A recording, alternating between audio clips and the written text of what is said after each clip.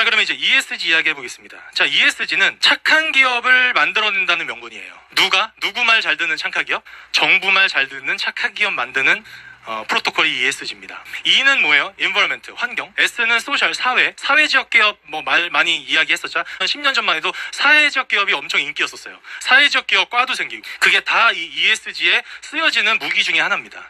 그 다음에 governance, 기업 지배구조가 G입니다. 자, 근데 제가 ESG 처음 만들어질 때부터 프로토콜로 카이스트와 3일 회계법인에서 참가해서 팀에 들어가서 탄소 중립 전도사였습니다. 그리고 처음엔 이 거버넌스가 왜 있는지 저도 이상했어요. 하지만 기후위기가 진짜라고 저도 속았었죠. 그런데 이 진실을 알게 돼서 저는 이제 바른 소리를 하려고 활동을 하고 있는 건데, 이 G가 왜 들어있는 거냐? 사실은 ESG의 G가 핵심 어젠다입니다. E와 S는 여러분 포장지예요. 그게 진짜 목적이 아닙니다. 그러면 G는 언제 쓰여지려고 하는 것이냐? 여기에 쓰여지기 위한 것이 바로 G입니다.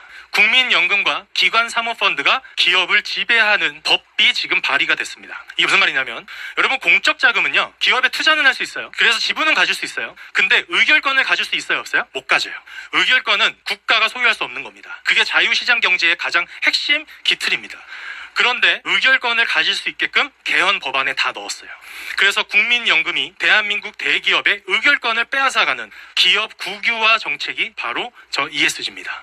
기업 국유화는 뭐예요? 국민의 생산수단을 국가가 소유하는 것이 바로 공산화입니다. 완벽한 사회 공산주의로 가겠다고 지금 선언한 겁니다. 네. 그래서 기업계, 금융계에 있는 사람들도 이거 다 압니다. 그런데 거기에는 목소리 내시는 분들이 있어서 저렇게 국회 세미나를 열었던 거예요. 이거 막아야 된다고. 그래서 제가 만세를 불렀죠. 아, 드디어 누군가가 금융계라도 깨어났구나. 아, 이거를 누가 알아차렸구나. ESG가 대한민국 기업 국유화에 쓰여지는 무기라는 것을 누군가가 이제 국회에서 움직이는구나. 저는 기분이 너무 좋아서 그냥 갔습니다. 1월 26일이거든요. 갔어요. 갔는데 제가 3시간을 얘기를 듣는데 ESG 이야기를 안 하는 거예요. 기업 국유화에 대한 이야기는 하는데 ESG 얘기를 안 하는 거예요. ESG가 이 모든 어젠다의 핵심인데. 그래서 제가 마지막에 끝내려고 하길래, 제가 좌장이 또 공교롭게도 카이스트 교수님이셨던 거예요. 그래서 제가 끝내려고 하시는 거 마이크를 뺏어왔습니다. 그래서 이렇게 앞에 서서, 거기에 이제 국회의원 한 8분 계셨는데 3분 동안 모두 발언하듯이 쫙 브리핑을 해드렸어요. 이 여러분들이 지금 이야기한 이 모든 것에 진짜 핵심 어젠다는 ESG다. ESG 폐지랑 이거 같이 이야기해야 된다. 라는 이야기로 3분간 이야기합니다. 그 3분의 발언이 제 기후정은 TV 유튜브 채널에 다 있습니다. 네, 기후정은 구독, 좋아요 부탁드립니다. 네, 깨알 홍보. 자, 그래서 그 발언을 하고 저는 그 다음에 시의회에서도 했거든요. 거기서는 그래도 ESG 전문가가 한 분 정도는 초청되겠지. 저를 초대하진 않더라도 그렇게 기대하고 갔었거든요. 그런데 3월 20날 했어요. 두 번째 같은 어젠다 이야기를. 근데 ESG에 대한 이야기를 또 안 하는 거예요. 저는 그 2달 동안 여기 이제 패널이셨던 분들한테 계속 개인적으로 문자 보내고 했거든요. 답이 없으세요. 저를 초청하는 건 아니더라도 ESG 전문가 한 분 정도는 초청해서 얘기 들어야 된다. 지금 현 업계가 어떻게 돌아가는지. 근데 안 하는 거예요. 그래서 3시간 동안 하는데 또 얘기 안 하길래 끝내려고 하는 거예요, 또. 그래서 어떻게 했을까요, 제가? 또 마이크 뺏었어요. 그때는 약간 화가 나더라고요. 그래서 제가 좀 격안된 목소리로 3분보다 좀 더 많이 5분 동안 모두 발언을 또 했습니다. 네. 그래서 제가 끝나고 박석순 교수님께 전화를 했어요. 이러했습니다. 그랬더니 교수님이, 본인께서 그렇게 오랫동안 활동해도 국회에서만큼은 녹색 기후 사기를 발언한 적이 없는데, 하지 못했는데, 대한민국 역사상 최초로 녹색 기후 사기는 국회에서 말한 사람은 이동엽 대표군 하시더라고요. 네, 기분이 좋았습니다.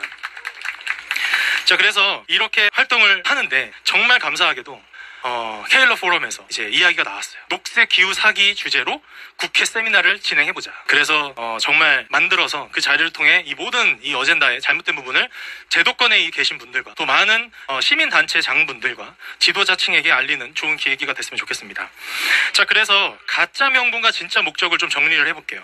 탄소 중립은 지구의 기후를 지키자라는 가짜 명분이에요. 그리고 이산화탄소 악마화, 그린데 진짜 목적은 뭐다? 아리백과 ESG 경영의 명분을 만들어주는 겁니다. 그렇게 선진 사회 문명을 악마화를 하기 위한 정책이 바로 이 탄소 중립입니다. 우리가 일궈놓은 이 부강한 대한민국의 모든 일들을 다 악마화시키는 정책이 바로 이 탄소 중립입니다. 그 다음에 아리백은 탄소 배출 줄이자. 그래서 친환경 에너지 만들자. 이게 가짜 명분입니다. 달콤하죠? 그런데 진짜 목적은 대한민국 에너지 시스템 망가뜨리는 겁니다. 자, 그 다음에 ESG 경영은 소액주주들에게 착한 기업 만들어드리겠습니다. 국가가 정말 좋은 기업 만들겠습니다. 이게 달콤한 가짜 명분. 진짜 목적은 국가가 기업의 의결권을 소유하고자 하는 하나의 어젠다다. 이 세 가지가 다 지금 묶여서 중국 자본이 대한민국 기업과 에너지 시스템을 장악하려고 하는 침공전술 초안전 어젠다 중에 하나입니다.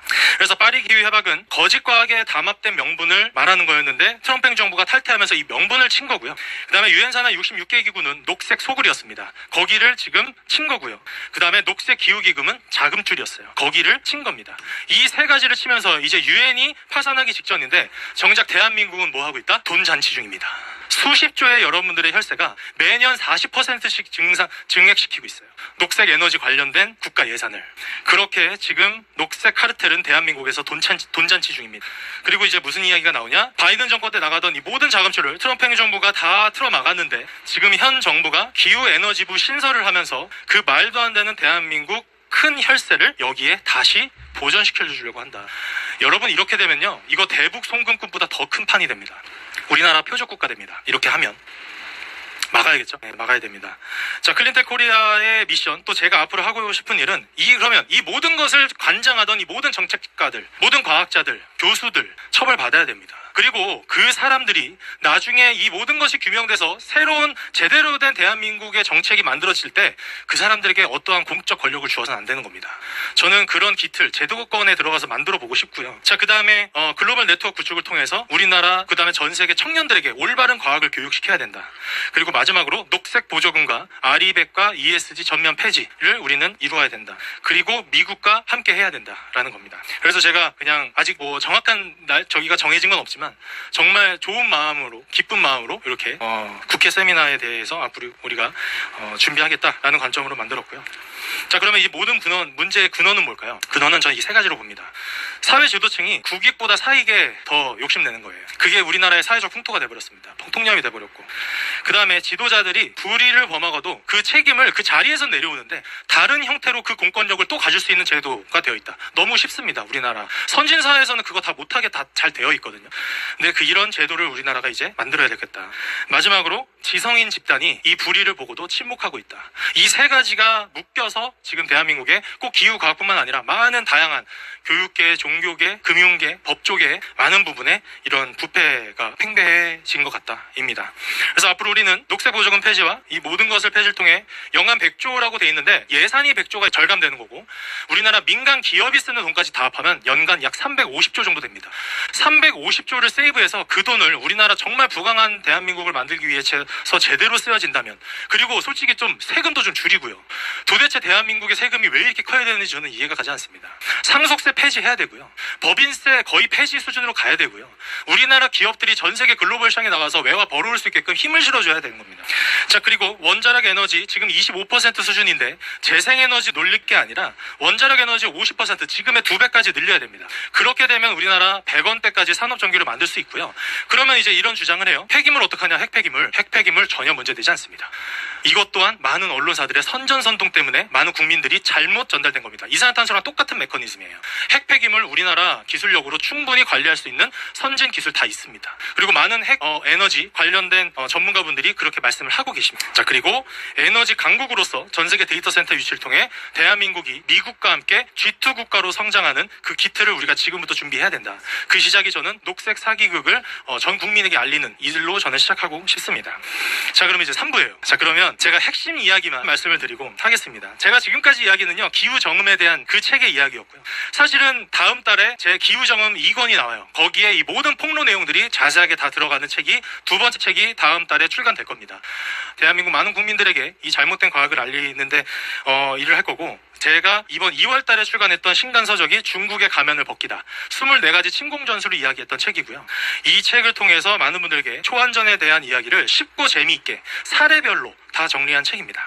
중국의 가면을 벗기다의 프롤로그에 있는 이야기입니다. 우리는 지금 역사가 반복되기 직전이에요. 뭐냐? 나라를 잃었던 역사. 150년 전에 대한민국 옆에 청나라와 러시아 제국과 일본 제국이 있었고, 당시 패권국인 대영 제국이 있었어요. 대영 제국은 러시아 제국이 한반도를 통해 태평양으로 나오는 것을 막기 위해서 거문도에 해군을 주둔시킵니다. 그래서 해상이 다 막히니까 시베리아 철도를 러시아 제국이 기획했던 거고요. 시베리아 철도를 통해서 모스크바에서 블라디보스토크까지 군사물자를 갖다 놔야 태평양을 통해서 내려올 수 있으니까. 그것의 위협을 알게 된 일본 제국이 한반도에 군사를 주둔해서 러시아 제국 견제하고 싶었지만 그것을 반대했던 청나라가 반대를 했겠죠. 그래서 청일전쟁이 발생이 됐던 겁니다. 청일전쟁에서 승리한 일본은 중국으로부터 배상금과 영국으로부터 받았던 많은 보상을 통해서 그 당시 GDP의 7배의 돈을 벌어갑니다. 그리고 시베리아 철도가 완성이 되면서 영국은 다시 한번 일본 제국에게 제안을 하죠. 러시아 제국을 토벌하자. 그래서 만주 벌판에서 러일 전쟁이 벌어집니다. 그때 또 승리를 하면서 1905년도에 일본이 패권국인 영국으로부터 인정을 받죠. 이 동아시아의 관리국으로서. 자, 그렇게 5년 후에 대한민국은 일본에게 합병됩니다. 이 역사가 물론 다른 이야기도 있지만 결국에 대한민국의 외교적 패착이었습니다. 그 당시에 도전국인 러시아 제국의 계속적인 친밀감을 유지하면서 패권국의 말을 듣지 않았어요. 그런데 지금 현재 대한민국이 거의 비슷하다. 도전국인 중국의 친중 정책을 우리는 지금 만들어가고 있는데 이걸 막고 미국과 더 강력한 한미동맹을 통해서 이 전국을 헤쳐나가야 될 것 같다라는 겁니다. 사실 여러분, 한미의 라인을 만들었던 그 시작이 바로 이 한미협회였습니다. 이승만 대통령께서 프린스턴 대학교에서 그 당시 미국의 선교사들과 미국의 정치인들과 계속해서 네트워킹 하시면서 대한민국을 독립시켜야 됩니다 라는 것을 설득하셨던 그 외교전을 지금 대한민국에서 누구를 통해서 대한민국 청년들 그리고 미국의 많은 정재계인들과 네트워크할 수 있는 역량이 되는 청년들을 지금부터 발굴해서 미국 본토에 보내야 됩니다. 그 친구들이 미국의 정재계인들과 네트워킹하면서 대한민국의 이 친주 정책을 만들어가고 이 반국가 세력을 물리치는데 미국과 동조할 수 있는 그런 뜻을 알리는 역할을 앞으로 하고 싶고, 기후정원과 녹색 기후사기 그리고 중국의 가면을 벗기다 많은 관심 부탁드리고요. 다음에 또 좋은 기회에 찾아뵙도록 하겠습니다. 감사합니다.